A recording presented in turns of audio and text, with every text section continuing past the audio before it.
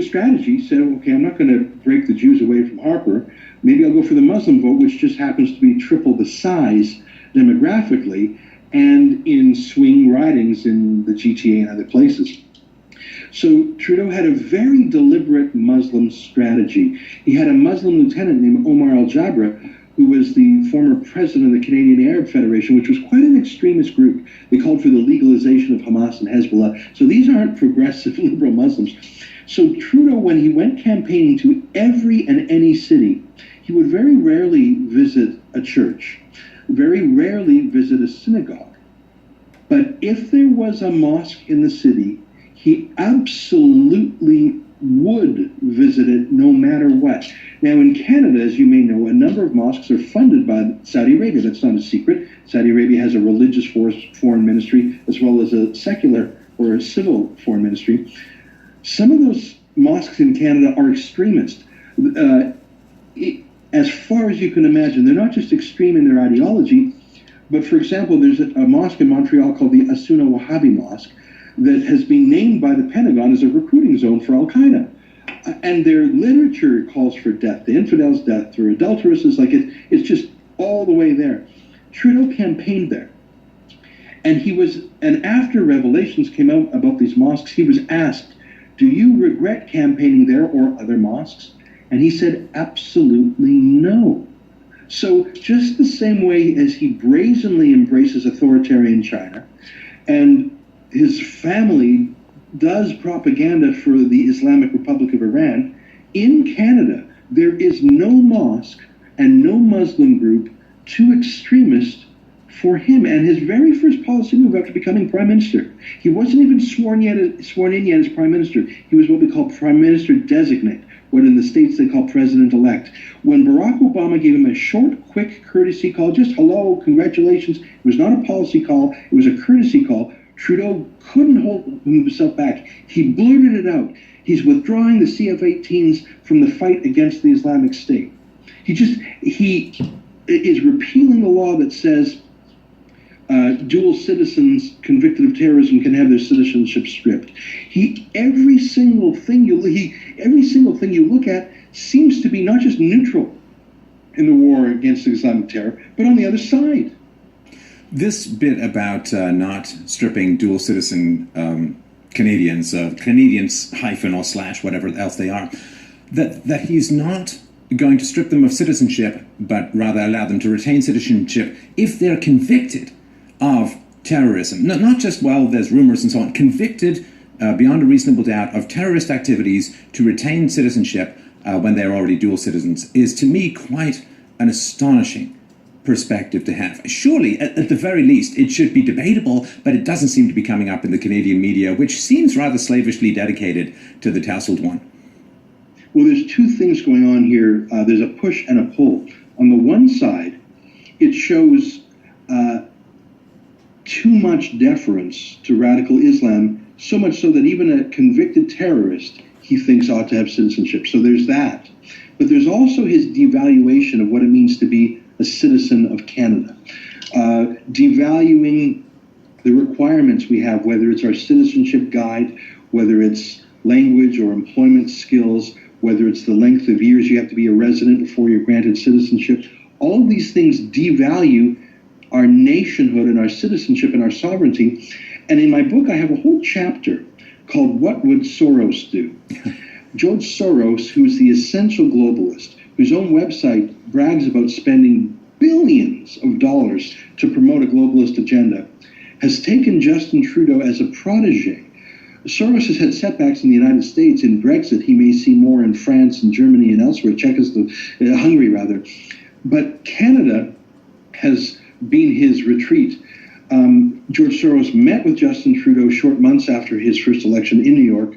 They had a wonderful meeting. They came into a joint agreement where the government of Canada and Soros's Open Societies Foundation jointly are working together on Canadian Muslim refugee policy. They put out a joint statement. They work on policy together. They had a joint conference. And one of those three points in their agreement is not actually developing policy or bringing in mass migration. It's combating anti-migrant, anti-globalist ideas. So George Soros and Justin Trudeau, in his capacity as Prime Minister, have joined forces. This is not a rumor, this is Government of Canada press releases, have joined forces to fight a propaganda war against any critics of globalism, open borders, or anyone who would object to the mass migration to the West. It's incredible. George Soros is colonizing the Canadian government. Well, and Harper did have a policy, if I remember rightly, and correct me where I go astray here, but Harper had a policy saying we're going to take the persecuted minorities from sort of war-torn districts within the Middle East and so on, which generally meant Christians or other groups that were being persecuted by the majority governments or by the majority culture. And that, of course, meant a lot of Christians coming in from the Middle East and from other places. And as you pointed out in a recent show, a year later, 50% of those who largely had private sponsorship, or a lot of them had private sponsorship, people putting up their own money, their own investment into getting these people settled, having them learn the language, get jobs, get introduced to the community, and there would be some shared values according to Christianity. 50% of them have jobs. But then when it's sort of state-sponsored stuff and you're bringing in non-Christians, it's only 10% of them. So as you point out, 5 times more successful under the Harper program. And Trudeau was asked, are you going to continue Harper's policy of favoring persecuted minorities when it comes to refugees? And he said, absolutely not. It's disgusting. Disgusting. How on earth is allowing a refugee program to focus on persecuted minorities disgusting? That's in fact the definition of a refugee according to the United Nations definition of itself, someone who has a real fear that they're in danger by virtue of their religion, ethnicity, etc. In other words, it means choose the lambs, not the wolves. In Syria, there are lambs and there are wolves. Justin Trudeau has shut down the lamb stream of refugees and has brought in the wolves by basically shutting down the private Christian church-based refugee program, capped it at 1,000, while rushing through 30,000 almost completely Muslim refugees who don't speak either English or French. Many of them don't have more than grade 4 education. How are you going to succeed? How are you going to succeed? How are you going to make friends? You don't even know how to drive.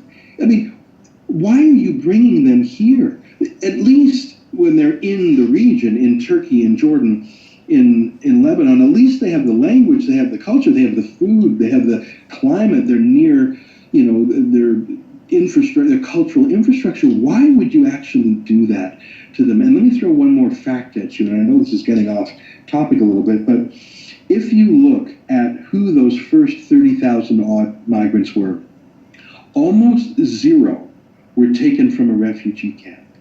The vast, vast majority were already resettled in the region, in Jordan, Turkey, or Beirut, which is actually quite a pretty city from what I can tell.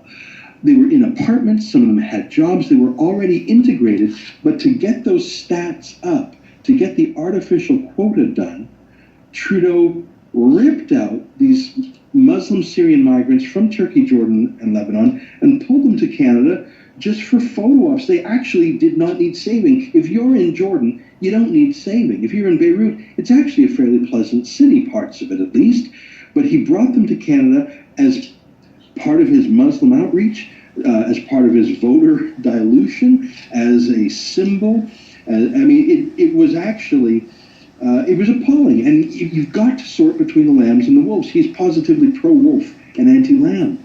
This is something that I have talked about on the show for quite a long time, and it's incredibly frustrating because, of course, there are people caught in a war-torn region. A lot of the migrants are just economic opportunists looking to get free handouts in the welfare state in Europe. But there are, of course, people who are fleeing war and persecution, fleeing ISIS, fleeing beheadings, fleeing all the god-awful stuff that's going on over there. If you want to help these people and you're doing it rationally rather than virtue signaling photo op vanity projects, then what you want to do is resettle them in the region. You could help 12 people by resettling them in the region for the same price as getting one person to resettle in the West. And of course, refugees are supposed to be temporary until the situation in Syria or other places is stabilized, which may happen. It certainly seems to be heading that way in some ways. So to me, it's really frustrating because all you have to do is think about it. If you had to be resettled as a Canadian, would you rather be resettled in America or Saudi Arabia? Where would you be more likely to succeed. So bringing people over here makes it much tougher for them to go back. And it also doesn't give them the opportunity to succeed in a local environment. And we can see that in these statistics of people coming over who are Muslims or non-Christians, only 10% working a year later. That is not a sustainable model.